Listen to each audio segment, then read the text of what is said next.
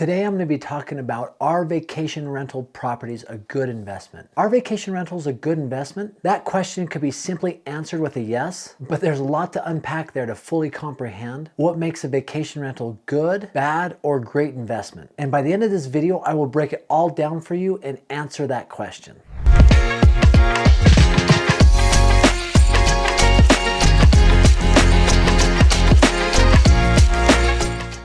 Determining any investment in real estate can be really tricky. There are so many factors that really determine a good or bad investment that this question warrants more attention, and this is even more important when we're determining and evaluating a vacation rental property. So let's break it down by first understanding what makes a good investment in real estate. Second, I want to dive into the specific numbers to look at when it comes to vacation rental properties. And finally, I will show you why I believe that vacation rental properties can be one of the best investments you make in real estate, both in the long term as well as in the short term. If you're ready, let's go.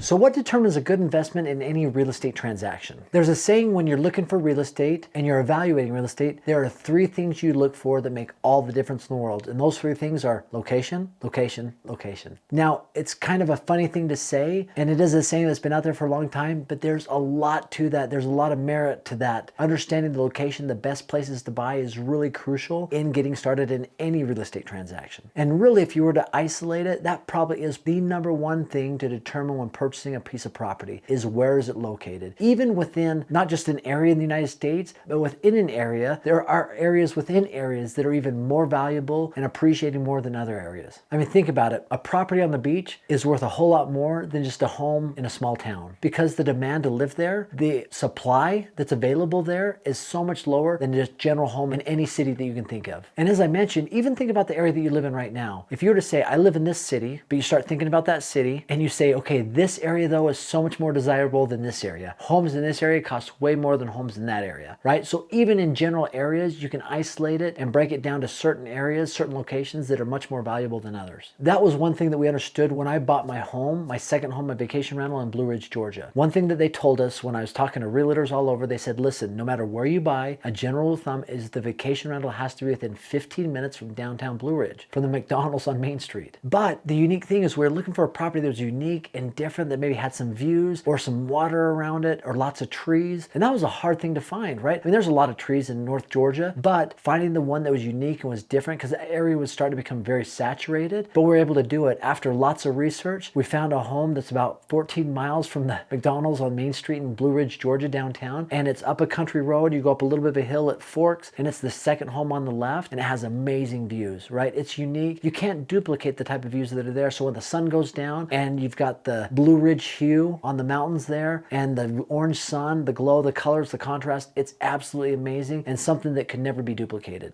Other factors that determine a good real estate investment is the financial aspect. Do the financials make sense? If our goal was 100% financial when it comes to real estate, I think most of us would prefer a boring storage unit complex that's yielding a 20% cash on cash return with very little mess, very little overhead, very little time and attention, versus a really nice home that rents out long-term over a period of time and yields 5% cash on cash return. Ultimately, you want your investment to yield a great return. One solid way to look at that is cap rate. A capitalization rate, or cap rate, is a metric used by investors to assess the potential value of a property. It's calculated by dividing the property's net operating income, NOI, by its market value. The NOI is the expected annualized return generated by the property, such as rentals minus all the expenses incurred for managing the property. So a $500,000 property that generates an NOI of $40,000 has an 8% cap rate. $40,000 divided by $500,000 is 8%. Finally, appreciation is a major factor when determining if a property is a good investment or not in real estate. Appreciation is the increase in property value due to many factors, but the number one factor is demand. I look at a city like Boise. I'm from Idaho. I live on the other side of the state from Boise, but I look at what Boise's done over the last 10, 15 years. The demand and prices have just skyrocketed there. The development happening there is outrageous. There's so many people from California, Oregon, Washington that are moving over to Boise that the prices have just gone, it's just skyrocketed. And you can probably think of other cities in the United States or in your area that you're familiar with and seeing the exact same thing. So appreciation and demand. I know people that had a home in Boise that bought it back in 2005, 6, 7, or maybe even after that when prices really started to come down because they saw an increase then too, and then sold it in 2021, 2022 for outrageous prices. The demand and appreciation that went up there was just unbelievable. And Boise is always one of the top places to live and top places for appreciating home values. Now, could that crash if the market goes the other direction? Absolutely. But appreciation, just to put it in perspective, in a place like Boise or any other area that's in high demand, can really make a huge deal when evaluating your property.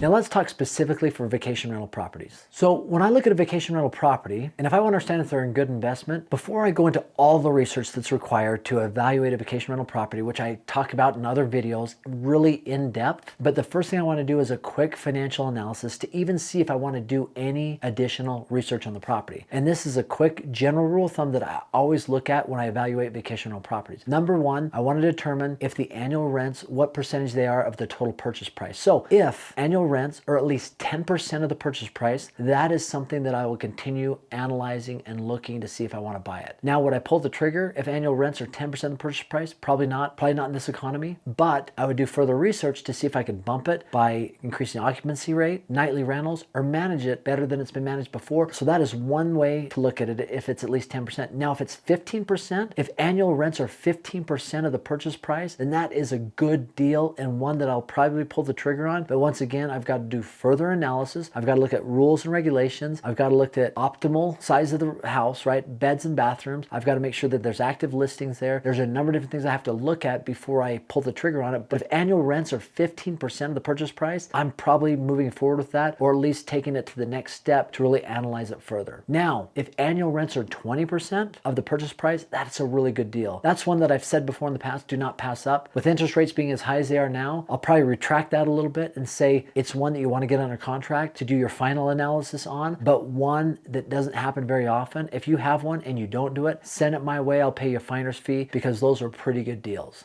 So that is the general rule of thumb that, like I said, allows me to evaluate even further. And it's a general rule of thumb, right? But it's nice to know when you're looking at a vacation rental, say, okay, this is one I'd consider. This is one that looks really good. This is one I think I'm going to pull the trigger on. Now let me do my analysis on it. I mean, there's some out there that the home costs $500,000 and annual rents come in from that are like $40,000. I don't even waste my time on that. And so that general rule of thumb is a really good indicator to do your further due diligence needed on it. So when you dive deeper into the financials to understand if it's a good investment or not, you need to understand the net operating income. So you need probably a short-term rental calculator, vacation rental calculator, where you can put in all the expenses. You have the mortgage, which is not just principal and interest, it's taxes, it's insurance, right? Maybe there's homeowners fees that are due every month on top of that. There's maintenance, utilities, booking fees, hotel tax, so many things to evaluate when looking at a property. You got your maintenance, annual maintenance, capital expenditures. Now, all those are available on certain vacation rental calculators, and it's something that you need to look at to do a deeper dive to get your net operating income, because when you do that, that's going to tell more of the story. If you're buying an older vacation rental home, you have to do a ton of maintenance the first year, it's probably not going to cash flow like you hoped it would, right? So that's why we do a deeper analysis once we have the initial, hey, let's move forward with this. We can then jump into the calculations of all the expenses, all the income, determine your net operating income, and eventually a cash on cash return. Now, the challenge in today's market is interest rates are so high that there are payments that people are making right now on vacation rental properties that if they would have bought this vacation rental today, the mortgage payment might be 2.5 times larger than it was when they first got the property. You might find some people that want to get rid of their property, but you don't want to get a loan for it. There are opportunities and creative ways to do that through seller financing, through subject to financing that I've talked about in a whole bunch of my other videos, but just know there's opportunities out there without getting a loan in today's market. But one thing that I love, absolutely love about vacation rental properties is the cash on cash return. That's why I believe that they're one of the best investments out there, because I haven't seen a lot of things that can match the cash on cash returns of vacation rental properties. And I want to show you this by using a real life example of the property that I bought in Blue Ridge, Georgia. Now, the cool thing about that, I bought it as a second home, which means I didn't have to put down 20, 30%, I put down 10%. So purchased a home for about $520,000, right? And so 10% down is $52,000 I had to put down on the home. Now, I did have to buy the furniture as well, which was another $15,000, and closing costs. I was close to about $75,000, $80,000. We'll just call it $80,000 for total out-of-pocket expenses when it came to buying that property in Blue Ridge, Georgia. But year one, the net operating income from that property was 25%. So I take the $80,000 for out-of-pocket expense, and then I divide that by $25,000, and I have close to 32, 33% cash on cash return. Now think about that. What does that mean? It means if you were to come to me and says, I've got $81,000 to invest, and every single year I will give you $25,000. That's a pretty dang good investment. Who wouldn't do that deal? But that's what can happen with vacation rental properties. That's why they're such a good deal. If you can get in with a low down, if you can really really use leverage as your friend in real estate. And the cool thing about that, not only is that $25,000 a cash-on-cash return, but all my expenses are being paid, which means my mortgage is being paid down every single year. And so the appreciation, my net worth, the value of that property is also growing at the same time that I'm making money. And if I put $81,000 down and I'm getting $20,000 to $25,000 a year from that property, how many years before I got my initial investment back? Yeah, you're looking at 3 to 4 years, 3.5 to 4 years before my initial investment's back. And how long did it take me to actually pay for the actual investment itself? At some point, if I hold the property long enough, it's getting closer and closer to being free and clear of any debt, which is an absolute cool thing in real estate. That's why it's such a powerful tool. Now, these are some things that I've seen work really well in real estate. This is how I evaluate vacation rentals. This is why I love them, but I'd love to hear your input. Feel free to comment below. As I mentioned in this video, you need a vacation rental calculator to do your final analysis to really help you understand, determine if it's a good deal. And I got one here for you that I'm giving to you 100% free. No frills, no gimmicks. Just click on the link below, aaronsfreetraining.com. It's the vacation rental calculator I use to analyze all my properties. You put in the income, the expenses. It spits out for you whether it's a good deal or not. It does all the analysis. It gives you the cash-on-cash return, and it's free at no charge. And once again, thanks for stopping by. Have an awesome day.